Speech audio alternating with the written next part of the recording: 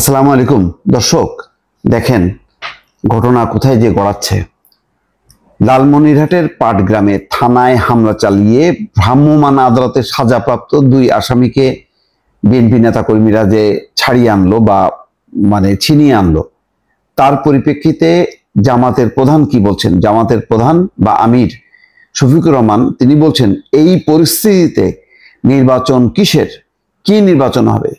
এই জন্য আগে নির্বাচনের পরিবেশ অবশ্যই তৈরি করতে হবে।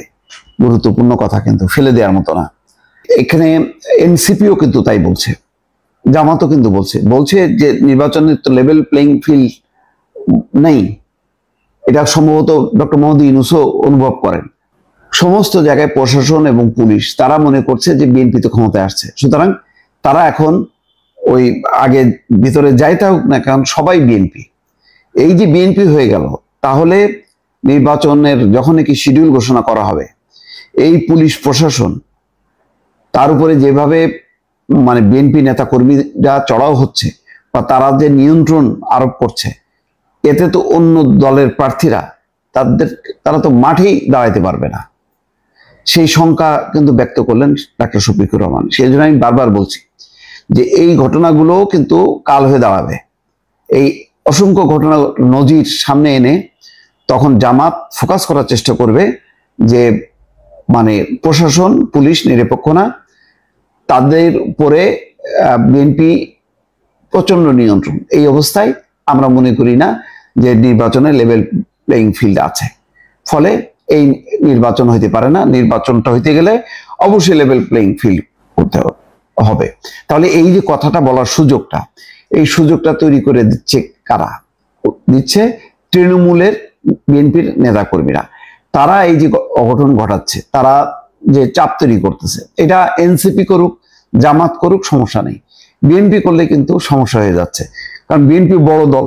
তখন বিএনপির দিকে সবাই আঙুল তুলবে, বলবে যে এই যে দেখেন থানার মধ্যে হামলা চালায়, তারা সাজাপ্রাপ্ত আসামিকে উদ্ধার করে। তারপরে পাশে হাতীবান্ধা থানা থেকে উদ্ধার করার জন্য তারা রওনা হয়েছে, সেই থানা ঘেরাও করছে। কিন্তু নজিরবিহীন ঘটনা। এইগুলির ব্যাপারে আমি এখনো বলছি, সময় আছে। দ্রুত বেগে এমন নির্দেশনা দেয়া পুলিশকে, বিএনপির পক্ষ থেকে বিএনপির দরকার হয় আলাদাভাবে পুলিশ প্রশাসনের সাথে, অথবা এখন যৌথ বাহিনী আছে তাদের সাথে বৈঠক করুক, বৈঠক করে পরিষ্কার বলুক যে আমরা এখন কোনো দল চিনি না, আপনারা নিয়ম মাফিক কাজ করবেন, কোনো দলের কোনো শুনবেন না। অনেকেই ব্যক্তিগতভাবে অনেকে বলে ভাই আমি বাড়ি করতেছিলাম, বাড়ির কাজটা করতে পারতেছি না, চাঁদা না দিলে হবে না। অমুক জমি ভাই, আমার জমিটা তো উদ্ধার করতে গেলাম বা আমার এতে ছিল, এখন তো বিএনপির অমুকে তারা দিচ্ছে না। এরকম অসংখ্য কমপ্লেন কিন্তু আসে ব্যক্তিগত পর্যায়ে। তো আর এইগুলি তো একেবারে দৃশ্যমান, যে বড় ধরনের অপরাধ। তা আজকে নীলফামারীর সৈয়দপুর বিমানবন্দরে সাংবাদিকদের এক প্রশ্নের জবাবে জামাতের আমির এই কথা বলছেন। নির্বাচনের পরিবেশ তৈরির জন্য সংস্কারের প্রশ্নগুলো আসছে উল্লেখ করে তিনি বলেন, আমরা আশা করি যদি মৌলিক সংস্কারগুলোতে কার্যকর সংস্কার হয়, তাহলে আলহামদুলিল্লাহ একটা ভালো নির্বাচন হবে। আর যদি কোনো সুযোগ নেই, সংস্কার করতে হবে, ভালো নির্বাচনও করতে হবে।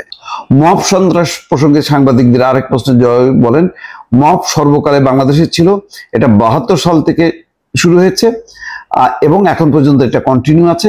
কিন্তু এই মব আমরা চাই না, আমরা মবের ঘোর বিরোধী। দেখবেন এসব মবে জামাত ইসলামীর কোনো কর্মী সমর্থক কোথাও জড়িত নেই। যাই হোক, তারা এখন সাধু বুঝলাম, কিন্তু বিএনপির দিকে এই যে এখন গণহারে দোষ চাপানো হবে, এই একটাকে ইস্যু করে 10টা ইস্যু সামনে নিয়ে আসা হবে।